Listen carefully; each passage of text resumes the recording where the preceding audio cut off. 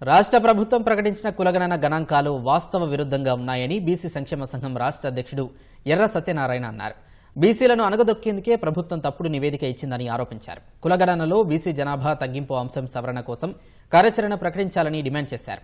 స్థానిక సంస్థల ఎన్నికల్లో 42% బీసీల రిజర్వేషన్లపై అసెంబ్లీలో చట్టం చేయాలన్నారు.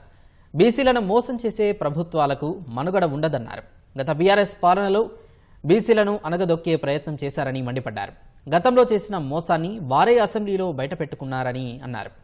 ఇప్పటికైనా రాష్ట్ర ప్రభుత్వం కులగణనలో వాస్తవాలను గుర్తించాలన్నారు. బీసీల అంశంలో కూడా మొదటి నుంచి మోసం చేస్తున్నామని చెప్పేసి అన్నింటిలో కూడా ప్రూవ్ అవుతుంది. కాబట్టి తక్షణమే మీరు ప్రజలందరూ కూడా చైతన్యమవుతున్నటువంటి ఈ పరిస్థితుల్లో కూడా మీ మోసాలను తక్షణమే అడ్డుకోవకపోతే మేము ఖచ్చితంగా కార్యాచరణ పూనుకునేటువంటి పరిస్థితి ఉంటుంది. ఇప్పటికైనా కానీ రాష్ట్రంలో కేంద్రంలో ఉన్నటువంటి అగ్రకుల ప్రభుత్వాలన్నీ కూడా తక్షణమే బీసీ కులగణన దామాషా ప్రకారం మా రిజర్వేషన్ అనేటటువంటి అంశం మీద మీరు చట్టబద్ధమైనటువంటి చర్యలు ఎగ్జిక్యూట్ అయ్యే చర్యలు చేపట్టాల్సిందిగా మేము ఈ సందర్భంగా డిమాండ్ చేస్తున్నాం.